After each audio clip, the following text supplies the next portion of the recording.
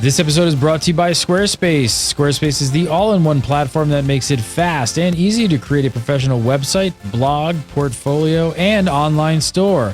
For a free trial and 10% off your first purchase on new accounts, just head on over to squarespace.com and use offer code GAMEBREAKER7. This episode is also brought to you by Shutterstock.com. With over 20 million high-quality stock photos, illustrations, vectors, and video clips, Shutterstock helps you take your creative projects to the next level.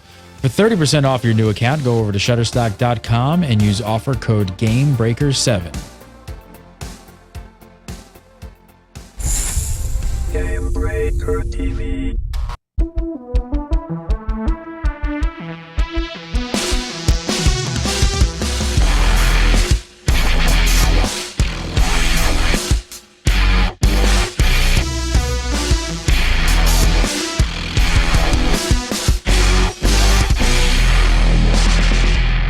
Bing bong! What's up, everybody? Welcome to This Week in MMO, episode 152 for July 12th, 2013. You're watching Game Breaker. I'm here again, and coming up on today's show, World of Warcraft has gone free to play, microtransactions in game stores, and I kind of made half that shit up. So, but yes, World of Warcraft is getting an in-game store. That's about the extent of it.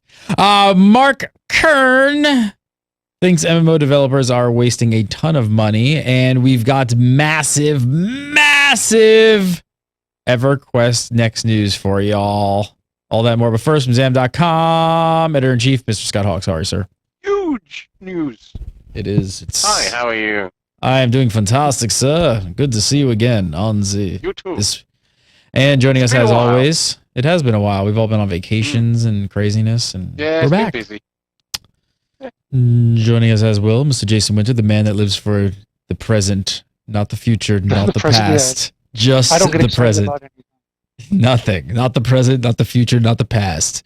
Not the past, no, it all sucks. However, actually, about the past, so this is my 100th anniversary. My first TWIMMO was number 52. So. Oh, congratulations, sir. Happy. I was on with Ruby Bayer and with, what's the name, lead guy, Brendan Drain. There you go. Wow, there you go. Congratulations. This is my 152 anniversary. Crazy how that works. All right, so the big news this week is the World of Warcraft news. And yes, we talked about this at Legendary, but I wanted some outside opinions as well. So, are microtransactions acceptable in a subscription game? That is the question I'm going to pose to everybody. That is the question of the week. That is the question on everyone in the MMO sphere's mind. So, Blizzard seems to think so, apparently. Here is what my main man, Bashiak, Mr. Community Manager Bashiak, had to say.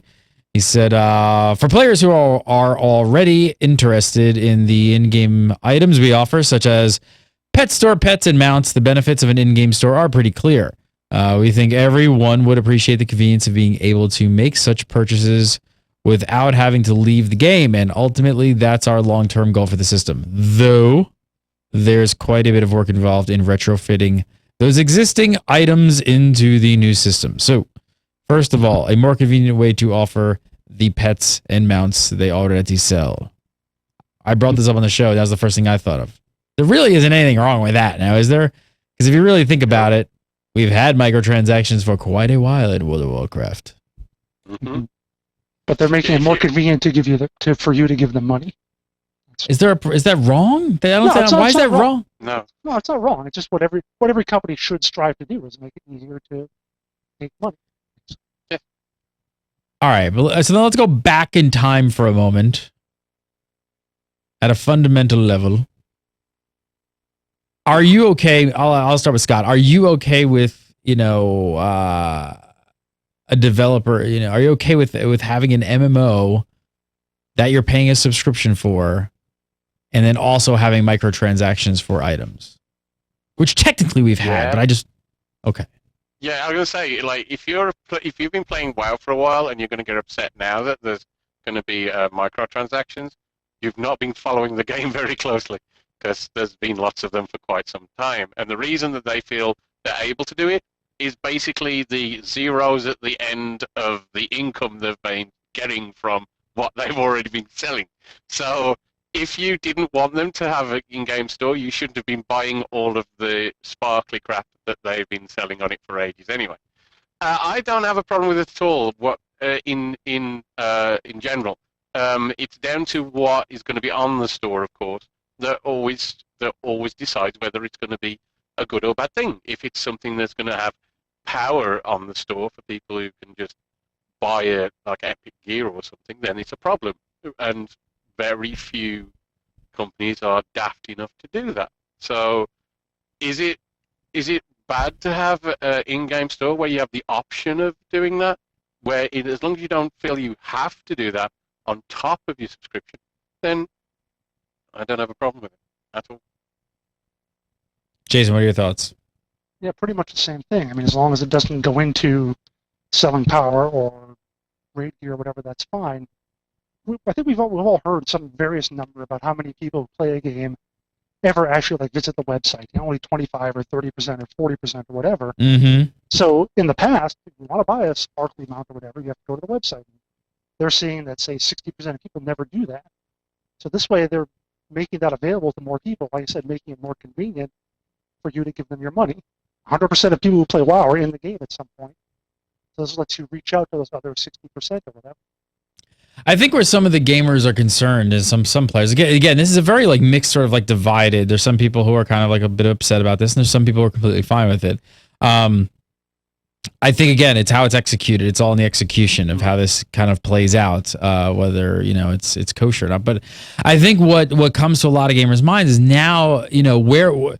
So what they speculate, and the brain starts like thinking about these meetings, right? These internal meetings, and they start looking at things, and they go, now does it become every item that they kind of come up with has to be thought about? Like, should we put this in the cash shop store, or should we give it to them? And gamers get a little scared when they have to say, well, now like I'm paying a subscription fee, I should get this stuff. Like this should just be part of it. And but the thing is, if they're taking it as they're just looking at every item individually, going, shall we put that in? Then that would be a problem because that would be mental. Because what you do is you sit there and you go, okay, what are the parameters that an item has to meet to be something that we would put as possibly in the cash shop? And you set that out in the first sense, and that's what most designers do. Look at the way Guild Wars 2 does its cash shop and so on. They basically make a decision on what are the boundaries on which we're going to put stuff in, what can go in, and once they've decided on that, then they take down and apply it to what they have, what they either produce to go in there or what's in the game. So if you have a sensible philosophy to start with, you should be okay as long as you apply it well. If you're instead, you're just going, okay, what about this sword? Can we put this sword in? Or what about whatever? Then you're going to have problems. But as long as you've got a sensible way of looking at what we're going to have in the store, how we want that to reflect our intent towards the players, you should be okay. And I can understand people getting concerned, but it's only a concern if they really mess it up. And if they mess it up, people won't buy that stuff, and they'll take it out. People are already questioning it though, right? Because the first thing we heard about was the XP boost, which most people were like, oh, okay, no big deal. XP boost, no big deal. And the next thing we heard about were the lesser charms. And already people are like, oh, it's getting teensy bit gray. Like it's slippery slope, which is what everybody was saying back on Legendary last night. Like that was the phrase that kept coming up. It's a slippery slope. And I definitely don't think that they've dipped. I don't think that they've dipped into that yet, but already people are sort of saying like, wow, is this the pinky toe, like into the gray area of what should be sold and what shouldn't be sold? Do you know when you know that they've gone too far? It's not when they haven't, but you might imagine they might go too far. That's a slippery slope argument. It's when they go too far. Is when they put an item in there that actually is a problem. That's when it's a problem. Not when they put something that isn't a problem, but then you extrapolate that it could be. That's a slippery slope argument that always makes me want to smack myself in the head. Because usually most slippery slope arguments are a waste of time. Because it's just a waste of time. If the item that they're talking about isn't a problem, don't automatically extrapolate that it's going to make another item happen. If that item happens, then great. But of course, we're gonna talk about it, and fans are gonna get worried because if that happens, it changes the nature of the game for them and their perception of it. I understand that, but I'm not seeing the reason to start saying the sky is falling yet, before it's even been implemented at all as well. By the way,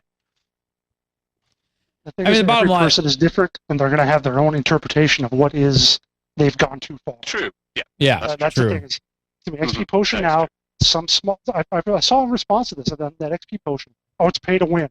They just made WoW What? pay to win. Well, again, like 5 people probably think that out of the 8 million whatever that play. When Well, they put a cosmetic piece of armor, oh, it's just too much. It's too much. Another 10 people are going to be ticked off about it. It's gonna. I know it's a small number probably, but eventually it keeps chipping away. And It's true, and you got people who argue it's pay to win. Someone's going to get to max level before me. Guess what? I think you lost that race a while ago. So yeah, I don't. Yeah, I mean, to me, if I got back in, I haven't played WoW in a little while now. If I got back in the game, and go, I really want to get my tune to level 90. And let's face it, in World of Warcraft, I mean, you want to make the leveling as pleasurable as possible. If you're the designer and you want to make it interesting. And Mr. Pandaria has got a pretty good leveling, story and quest system through it. Great. But if you're back in the game and you want to play with friends, all you want to do is get to 90 quick.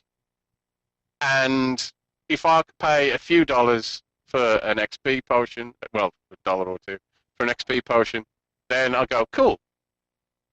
That's not a problem. All right, but I want to talk about, like I said, I brought up the XP potion was a little less controversial, even though some people were saying some ridiculous things. But Bashiak continued with this, and he said, first, we'll be testing the in-game store with some new kinds of items we're looking into introducing in Asian regions at the outset. Based on player feedback, specifically an experience buff to assist with the leveling process, as well as an alternate way to acquire lesser charms of good fortune. Keeping in mind, this could stay in Asia, where a lot of players don't even have a subscription, but I get the feeling that both of you are completely okay with XP boosts and that you don't have a problem with that. But I don't know. What do you guys? How do you feel about lesser charms of good fortune? It's like it's paying for the chance of pay to win.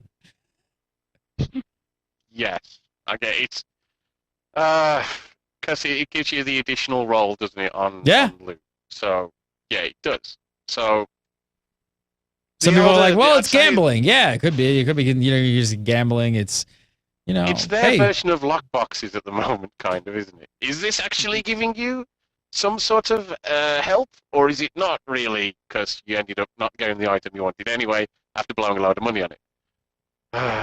I'd prefer to have I would prefer, I have to say, to have something that's completely separate from like raid loot. Like have like lock boxes that might give you something, and have people shovel loads of money into it and curse to high heaven after the 300th one and they haven't got it, and then their friend opens 2 and get the thing that they want. But keep it separate from the idea of taking it into a raid. I'd prefer there wasn't that kind of grey area crossover with that. That is something I think that they might want to look at. What do you think, Jason? The only thing in that statement that kind of sets off a little bit of an alarm bell for me is the part is based on player feedback. We're doing this. That's what they always say, and I'm not saying they're being evil assholes or whatever, but that's what companies always say when they introduce an unpopular change. This is based on player feedback. People wanted this. They really did. You ask any player, none of them will say they did, but it sort of makes sense in that market, though, right? When a lot of people are sitting in internet cafes where they're maybe paying by the hour and things like that to play the game, and they want to, get to level up a little bit quicker and kind of do some other stuff, like in-game activities that they want to do. So it definitely makes sense. How do you guys think those are the players that are getting the feedback from, but it doesn't represent most of us. If you take it from our extent and from what they're doing, it's a grind remover. It basically removes the grind that you have to do to grind for those things specifically. And they don't in themselves like transform magically into something awesome, but they can apply a bonus towards you maybe getting that. So why not just offer max level characters with starter gear? Yeah. Pretty much. Isn't that what Like, isn't that really like if you're buying that Let's stuff? be honest, yeah.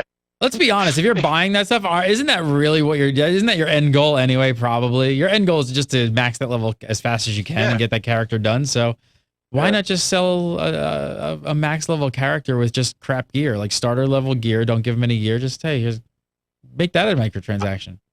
I would say that most people who are buying these and buying them in any sort of great quantity are simply people who have no interest whatsoever in the actual leveling content and just want to be at max level. So let's cut to the chase, shall we? And do that. We're at that Might point. as well. Well, what do you? Here's another thing we talked about. Well, what do you guys think? So, going off what you said, Jason, about how they're saying player feedback said this. So the player feedback says people want it. Now they release it, but it's only to Asian markets. What about the flip side? So we talked a bit about the people freaking out about they're going pay to win and this is a slippery slope and it's going to get all terrible. What about the other side though? Do you think that the players in the West are going to have are going to kind of feel left out, and once this goes live, they're going to be like, wow, we want this stuff. Like, I want the in-game store. I want these items. They might be, but they'll probably be a lot quieter as compared to the people who will scream and rage on the forums about it being available, about the pay to win or whatever, part of it being there.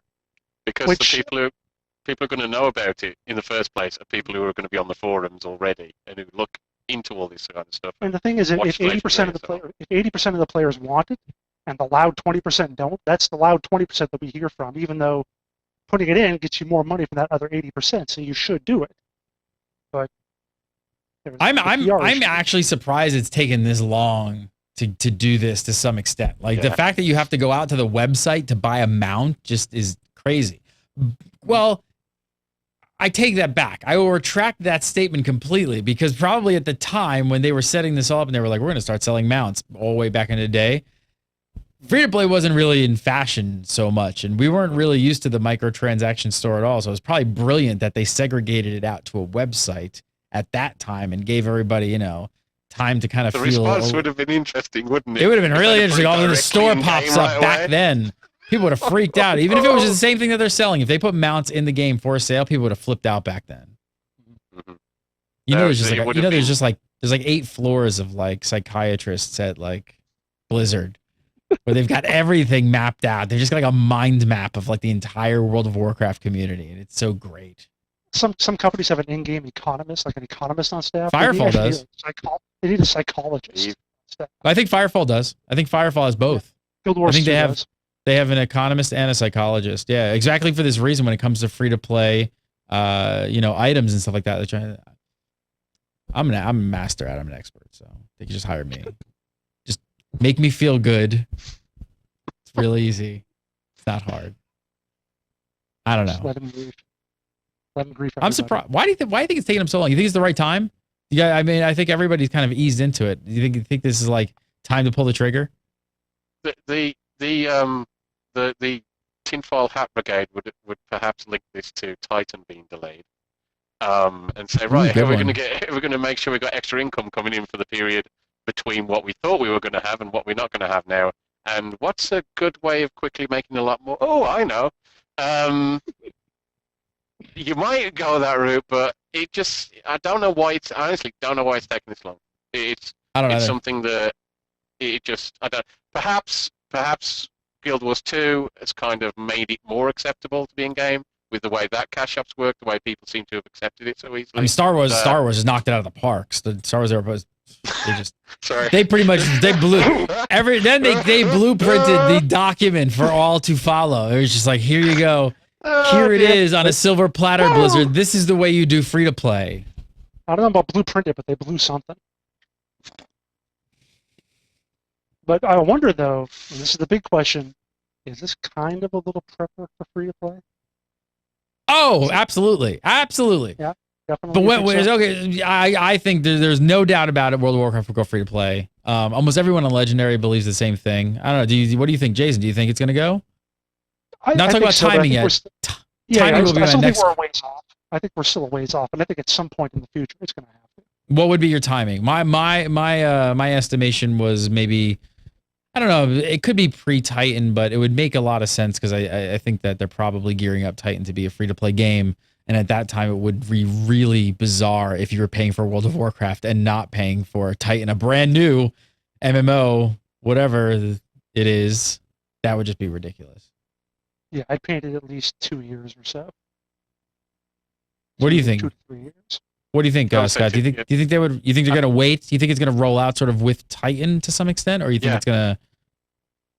No, I absolutely think it'll roll out time because if not, basically the only way you're going to do it otherwise is if you're going to keep subscription when Titan comes out, is make some sort of perks with Titan as well on your subscription to do some cross marketing with that, something along those lines. But I can't say. I just think when Titan comes out, we're expecting it to be free to play. We might be wrong to do that because hey, Blizzard can do things that we don't expect at times. But if Titan comes out free to play, I would be amazed if they don't move WoW free to play. And yes, this is the first step, but it doesn't mean that there's only 3 steps to it. It could be that we're a marathon away from getting to the actual free to play being released. Well, let me ask you this last question before we move on. How far off do you think we are from at least seeing the in-game cash shop pop up? Because I don't think it's that far off. No. Well, if they data mined it, it has to be, part of the code now, so not, a couple months or so, right? At most. BlizzCon. What's your over/under, Jason? 6 months. No, I'd say less than that. I'd say like 3. 3 months? You think West is going to have it in 3? 3 months. Oh, that's right, West. The West, yeah, not the Asian markets. We know they're getting it. I'm talking about when we will actually get it, even if it's limited to like just cosmetic pets and that, things like that. Yeah, I think it's gonna take a little while. Like by the end of the year or so. I think around 6 months. That's gonna be my guess. 6. What do you think, Scott? Throw a number out. 6, yeah, I'd say 6 months. 6 sounds good. My God, it's July already. Oh, I'd say just under 6 months. I'm going to under 6 months. All right, I want to talk about Firefall, but first I want to tell you guys about Squarespace. If you guys have a website, if you don't have a website, you need a website. It's 2013. Get your act together. Get a website, a personal website, maybe a guild website.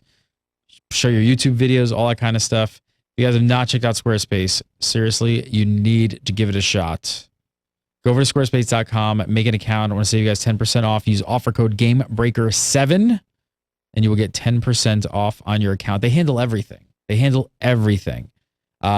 a bunch of templates that you choose from. Get you up and running really, really easy with a website. Super easy backend tool set to kind of get in there and start manipulating how the website looks, changing images, graphics, all that stuff, fonts, weights. This is bold. Let's change this margin. All that stuff is just super, super intuitive and easy to do on Squarespace. As well as shopping carts. They've got all that stuff built in, and even all your hosting. It's something I actually forget to explain to people, that your hosting, all that stuff as well, all part of Squarespace. You don't even have to worry about that stuff. And if you've never done that, holy crap, that's a nightmare. Wow, is that a nightmare? Going to I see Scott's smirking, man. Have you ever set up a website and had to just go do all that stuff and deploy all that stuff to a box and separate monthly fees, and it's not fun? I work on a daily basis with experts in this field of designing, developing websites. And I know the expertise they have, and when they start talking about this stuff, basically I just see Sanskrit and my brain shuts down. So Same here. Well, that's the other good thing. Squarespace handles all the back end for you. Hosting. You can even get your domain names through there, so you get your domain names set up. And it's just, you can really create some gorgeous, gorgeous websites and modern websites. And that's, I think, the key here as well, is having a website that really looks like a website that should be on the web in 2013. Not some janky website from 10 years ago. GeoCity site from 1985. Seriously. I mean, let's be honest, especially for guild websites. Have you seen the guild options out there for websites? They're bad. I'm sorry. They look bad. Those themes and the way that they kind of what they have you, the tools that they're giving you to lay stuff out. It is 15 years behind what modern web design is. It's terrible. And that's the cool thing about Squarespace. So go on over squarespace.com, make an account, And make sure to use offer code GameBreaker7 with a number 7 in there, and you're going to save yourself 10% off. Love having these guys as sponsors. Long time fan. All right, Mark Kern of Firefall, Red 5 Studios. He's also a former Blizzard employee. Worked on stuff such as Diablo 2. All that good stuff. Hopefully you guys checked out Firefall Fest. I was there. Had a lot of fun. Actually going to get that stuff posted. Myself and Man vs. Game hanging out with Firefall peeps down at Red 5 Studios. We'll post that up soon, so make sure you watch that. But this is a post over on MMORPG.com this week. Definitely worth checking out and reading it, I advise. So his premise is that after the launch period of the typical MMO, that players only use about 10 to 20% of the content. The remaining 80 to 90% is leveling zones that you basically have zero reason to go back into when you're done with them. And he's absolutely right. How many times have we played through a game, you run through all the zones, then you go back and you're like, there's nobody here. And it's hard to argue with this. I mean, they really do create 80 to 90% of the content so you can blaze through it, and then it just becomes barren wasteland for like years and years to come. And they always do things to try and get players back in them, and there's an event, there's a fair, like come back over. There's something going on. But let's be honest, most of that content gets burned through, and there's very little reason to go back. There's the eternal argument about like the amount of time put into Elder Game. Endgame raiding zone, say, well, only say a few % of the population might get to see it. And you go, okay, so compare that zone, the design work that went into that, to the design work that went into, say, a level 12 to 15 zone. And usually they're the ones where people start branching off. And some people will go to it, and some people will never see it, but they'll go through it in like a day and never go back again. Whereas in the endgame raiding zone, maybe only a few % play it, but they are in there for hours and hours and hours and hours and hours and keep going back to it.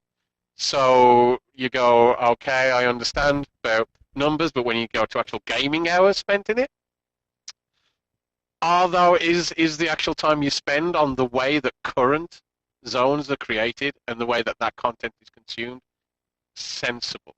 And a lot of the time it is, but I can also see this argument, because there are zones in World of Warcraft that I've seen for 20 minutes. And that's I've played that game a lot, and I've seen that zone for 20 minutes and gone, I don't like the quest flow here, I'm never coming back. And can you imagine how much that must have cost them? How much like that time has gone into time that and zone. money and effort has gone into that, and that's a lot.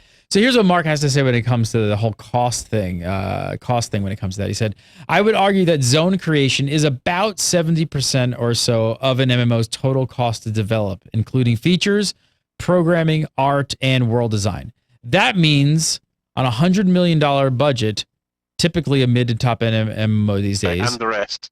Yeah, exactly. And a 20 zone game, you're spending about $3.5 million a zone. It's not an unbelievable number. I mean, even though it is insane, it completely makes sense. And wow, if you're just you're not tossing money away, but that is a very high percentage of cost compared to the amount of time that people are actually going to spend with that content.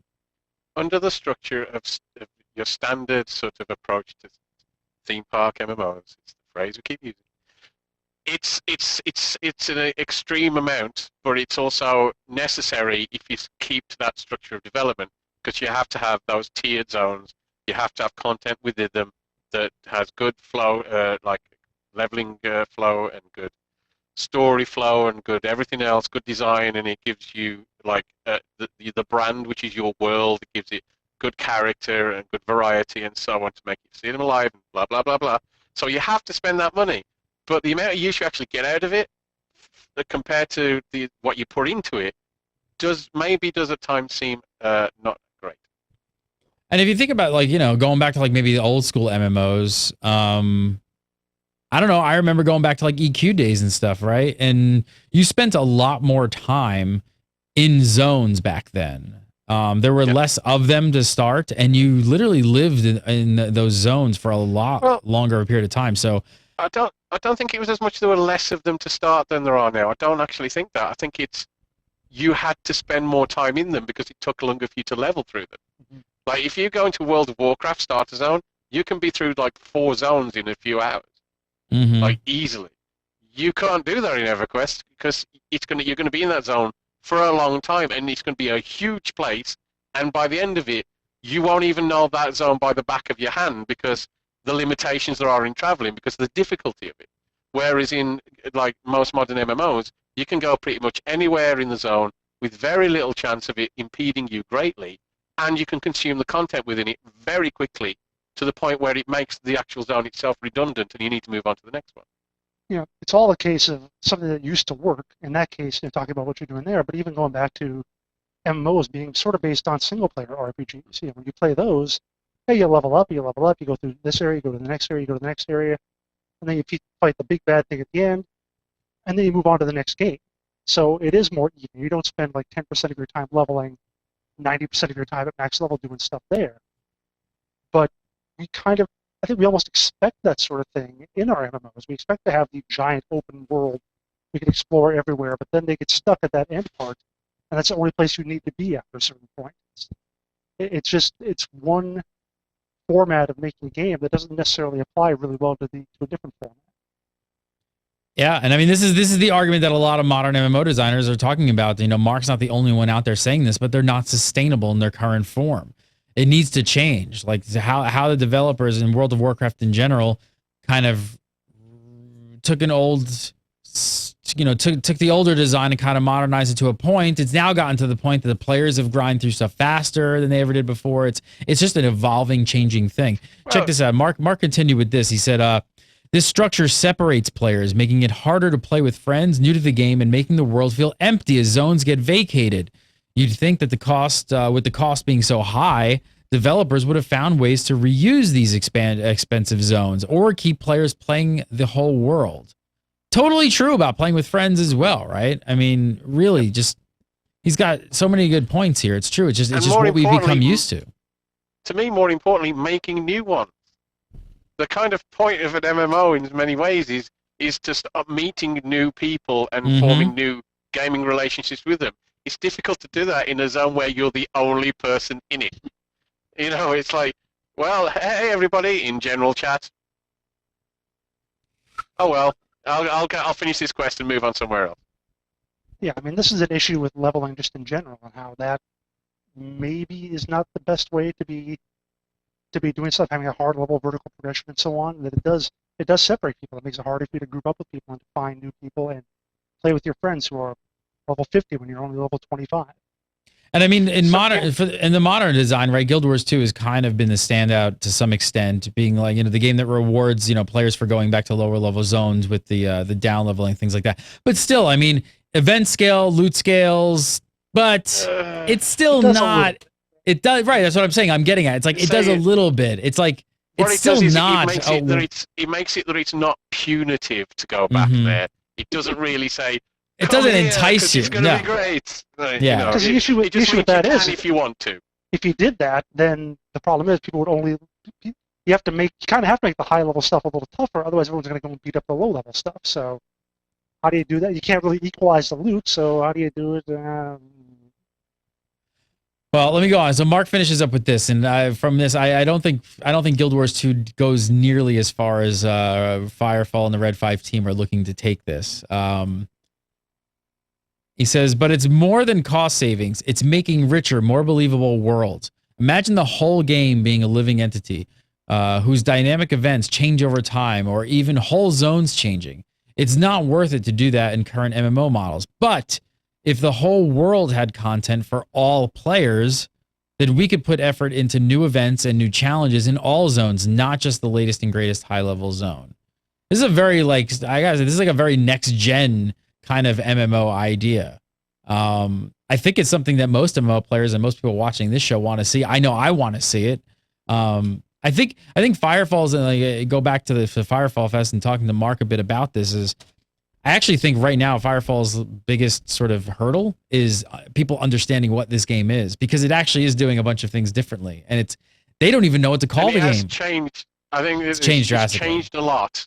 Like the amount of changes that have gone on with Firefall through beta, if you were watching the game, it can get a bit confusing. And like, okay, where are they now? That's part of it. But yeah, there's a lot of stuff in Firefall that sounds like really fascinating. And if they can get there, it'd be great. I'm watching chat room, and Cyberpunk here says Firefall is fun, but I find myself wondering what I should be doing sometimes, and that is the exact thing. See, that is where it's a sandbox, and it's hard. It's hard for people to really. There's no direction. They drop you in, and they sort of just like let you find your own way. And the truth is, Cyber, is that you can kind of do whatever you want. Like, just get a group together, and it's just decide what you want to go do. You want to go push back the Chosen, go push back the Chosen. You want to like gather resources, which is a huge part of the game. Start scanning for resources and throw your thumper down. Like, they're not going that like, hey, here's a quest and this is where we're gonna go and here we're gonna handhold you, which is a hurdle because a lot of this gen MMO players are completely used to like, well, where's the question mark? Yeah. They have a big hurdle. They have a big hurdle. It's like you've got a generation who is used to driving on a freeway and then putting them in a car in the middle of a desert and going, which direction do you want to go? It's like, I'm only used to going in this one line. And I had very clear signposts where I was supposed to be going. And now I haven't got a clue where I'm supposed to be going. And even it might be, there's incredible content out there. If you are not used to having to find it yourself, it can be daunting. And what often happens is I think there's nothing in this game because it's not showing me where it is automatically. And that's because we've unfortunately got into a cycle of games that have done that for a long time. So I would say the vast majority of MMO players are used to playing that way with that signposted by the numbers 1, 2, 3, 4 sort of progression system. So Jason, what do you think of this? Because we usually don't see eye to eye on this sort of thing, and MMO design have become very quest heavy and things like that. And I don't know, what do you think about the whole sandbox MMO and just dropping you into a world and not really kind of giving you much direction and letting you kind of find your own way? I think it's fine, but I think you have to get some like just initial little bit of direction, just to give you an idea of what you're going to do. Like having, have like one little quest that says, okay, use your scan hammer, call down the thumper, hold your hand that far, and then after that. Well, there's an in-game tutorial that teaches you that stuff. That stuff is kind of laid out. It doesn't really go farther beyond that. And I even brought that up. They had a whole tutorial that tried to wean you off of the quest thing early on in the game, and they actually players found it more confusing because then it was like they initially thought like, oh, the game is about quests, and I just grabbed a quest, and then all of a sudden the quest stopped. So they actually pulled that out of the game because it was actually even more confusing for gamers. So they know it's kind of confusing. I don't know what the answer is. I think the answer is community. Well, the answer is community to me. Like, you have to, this sucks for a lot of, see, back in the day when we played MMOs, a lot of them were kind of janky and they weren't really polished, and you put up with it. People to tell you. Right, you put up with it because there wasn't as many options out there. There weren't as many good games to play, so we were just excited to be playing them. And yeah, you had to ask people in chat. You had to meet people. You had to find out about stuff. And there was that real social stickiness factor that happens. And with so many options. Here's an issue that I found out with that when I was in Guild Wars 2 a couple weeks ago. Someone asked, when does this certain event occur? It was like some recurring event. And a person responded in chat and said, someone just got really angry. Like, look it up on the website, you dumbass, or whatever. And it's like, it would be the same thing in here. I'm worried. If I ask, how do I craft a Firefall? Look it up, you little law, and it's like a great community there, guys. And I'm not saying they are, but that's what I'd be worried about. And when we talked about that sort of like step-by-step progression system in MMOs that we used to, the community is the same thing.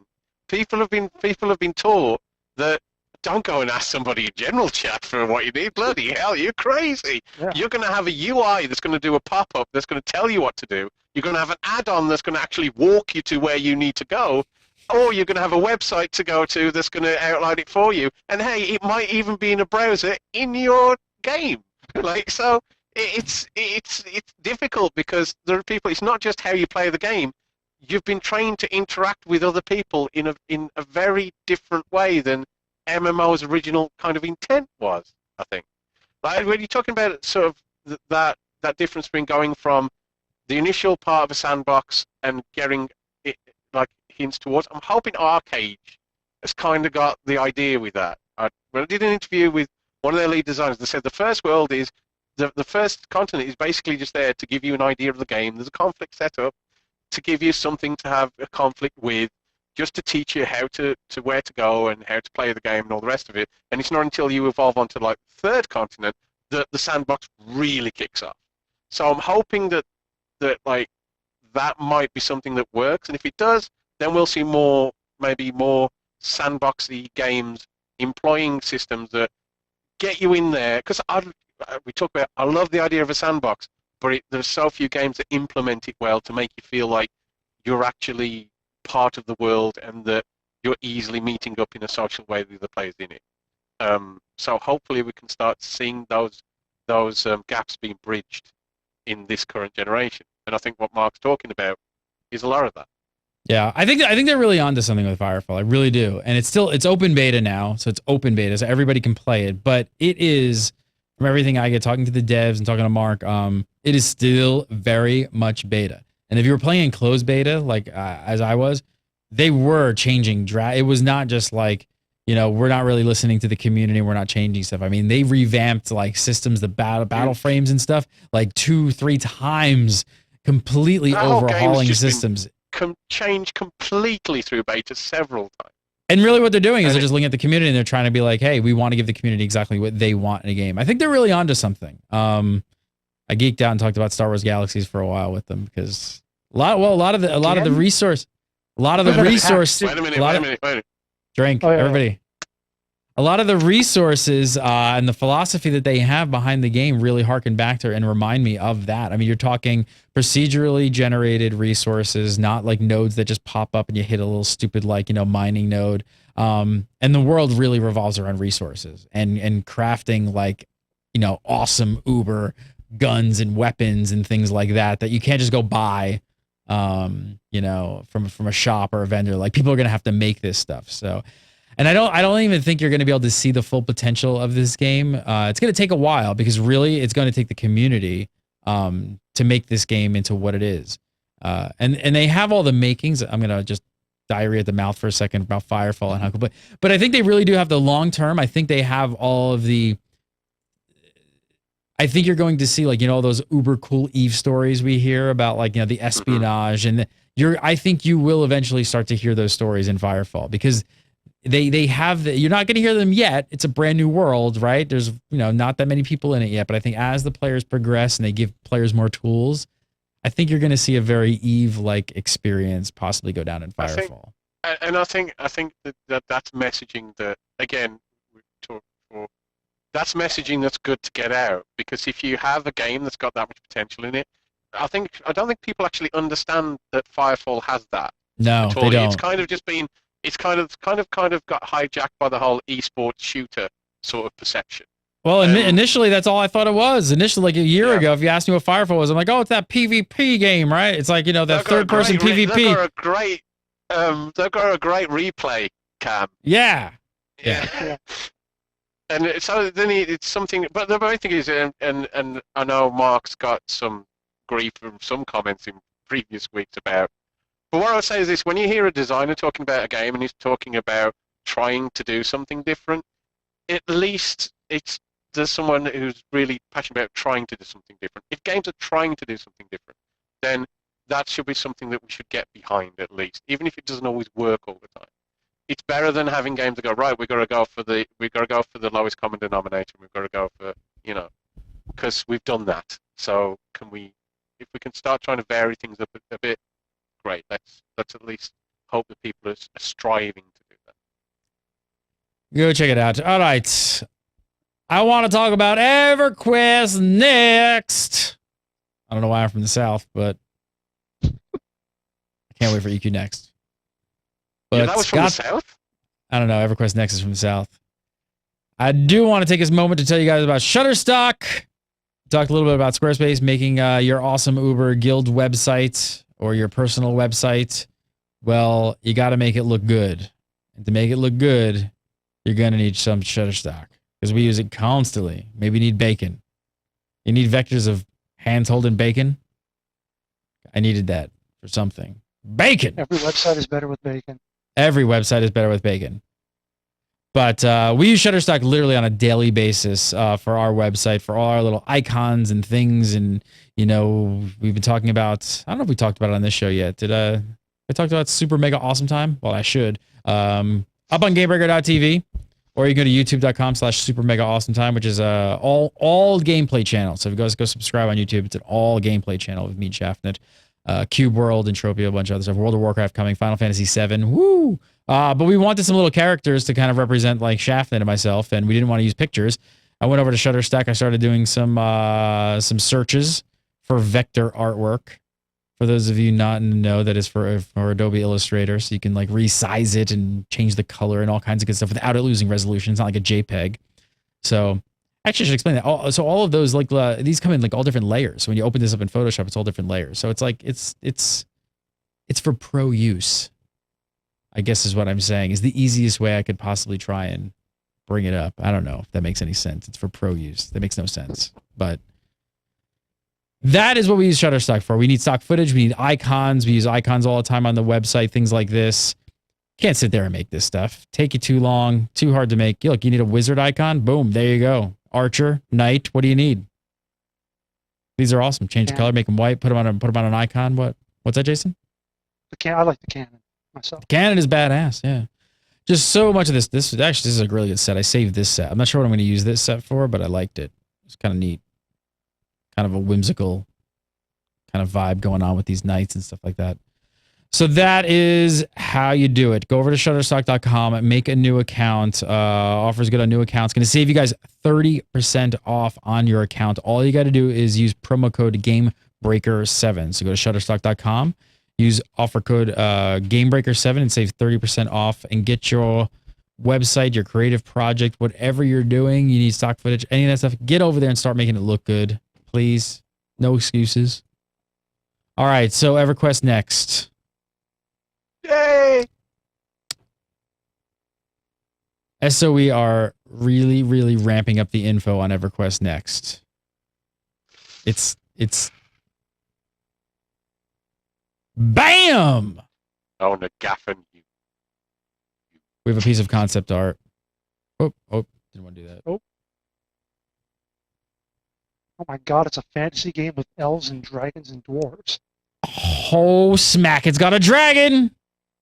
It's got big armor.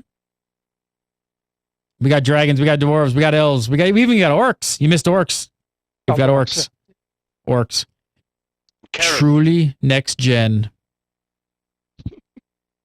Is that There's Firion, who looks a bit more... Firion looks a bit more badass in this, rather than a usual looking whimsical in a scantily clad light blue sort of thing that she usually wears. I like it. I like it as a piece of artwork. Scott Campbell. It's quite cool. Yeah, I like it as a piece of art, concept art. It's got a retro kind of like old school vibe to it, which I think EQ should have, right? Yeah, I don't think like I don't want EQ to get all like modern. Like I want that like kind of like it looks modern, but it's got that little bit of like that old school D&D like 70s vibe, like you know, like late 70s, early, doesn't it? Yeah, it does. It's, as I said, it's very J. Scott Campbell. It's very sort of almost cartoony, but cool as well. It's retro and I was thinking, cool. What's his name? Elmore. That's kind of a Larry Elmore look. Mm-hmm. Like that's a very old school looking orc. Wait, let me zoom in on this orc. The problem is it's probably going to be a load screen, and we're going to get really tired of seeing it at some point. As long as I hear, I was just gonna say, as long as I have to hear that music, could they just bring it back in like that 8-bit or 16-bit, whatever that was, instead of like new like orchestrated stuff? I just want the old one. God, give me at least give me the option for that. I'm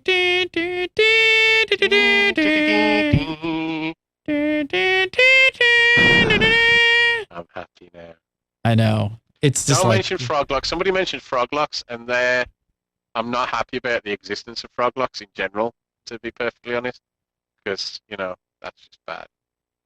I don't like Froglocks. They say they were born to Erelisi-Mar, which is just rubbish. We are so programmed. It's ridiculous. We are. All right, so EverQuest Next. That's all we got. All right, moving on. So, is Grand Theft Auto 5 an MMO? Spoiler alert, no. No, and no. I'm Am I right? I mean, a Grand Theft Auto 5 gameplay trailer hit the web this week. Just as a side note before we get into this, I'm not sure I want your feeling because I want to play this game so damn bad. Are you with me? I for some reason thinks really. Yeah. Wow, Jason. I've played a few GTAs. I just never gotten into them that far. I'm alone. They're a lot of fun. They're a lot of fun. I've got so much other stuff that I'm looking forward to. GTA had this thing where it's got the big world, and there's so many games offering that now. It has to offer a bit more than that. I for one, can't effing wait to play Grand Theft Auto 5. So I will stand alone, and I will love my Grand Theft Auto, and I'll be punching people in the face, shooting and flying, and riding on my bike and my motorcycle. But because you're a griefer, your automatic state is grief. Well, That apparently game GTA was 5 is an made for you. MMO, and I need you in it so I can grief Ganon your British Theft Auto. ass. Get in here. I want to grief you to the MMO that GTA 5 is not. So the trailer ended with a big tease of an online element showing it looked like at least a dozen players running around at once. And that was enough for people to just freak out. MMO. And it's an MMO! Massive. People, 12. massive. Massive. People just started going crazy. For those of you who have amnesia and maybe just, or took too many drugs, you may have forgotten that Grand Theft Auto 4 had 32-person multiplayer on PC and 16 on consoles. So, don't know. So that was an MMO as well. Yeah, apparently it was. We just missed it. So, maybe if we're lucky, we can get 64-player on PC this time around. I don't know. I can't see it being anything more than that of what they're doing. I mean, do you think that there is even a possibility of any sort of persistence to this world at all? No, and even if they did, they wouldn't call it an MMO anyway. Well, yeah, it's not cool. They wouldn't use an MMO. It's crazy. The only people who call something an MMO are the people who are making things that definitely aren't MMOs. It seems. It is weird, isn't it? Yeah. And the other way around. If it is an MMO, they're saying, well, it's not really an MMO. It's like Elder Scrolls Online. It's not really an MMO. Yeah. I'm very confused these days. I'm very confused. Nobody knows. Yeah. Jason Winter, follow him on Twitter at Winter Informal. Winter Informal. Follow him. On the Twitter and right here on Twitter, This Week in MMO. I forgot the show's name. Something or whatever. Something or other. Scott Hawks, follow him on Twitter, Jarimor, Jarimor, and of course go to Zam.com. He's the editor-in-chief over at Zam.com. Zam, Zam.com. Follow me on Twitter at Gary Gannon. Follow Gamebreaker TV at Gamebreaker TV. Come over to our Facebook page and check out our new website, free to play, and freetoplay.tv. And also Smat Super Mega Awesome Time, youtube.com/mega Super Mega Awesome Time. Or come over to the sites and you'll find all that good stuff there. Lots of good stuff. Thanks so much for watching This Week in MMO. We will see you next week for some more MMO talk. See y'all. Thank y'all.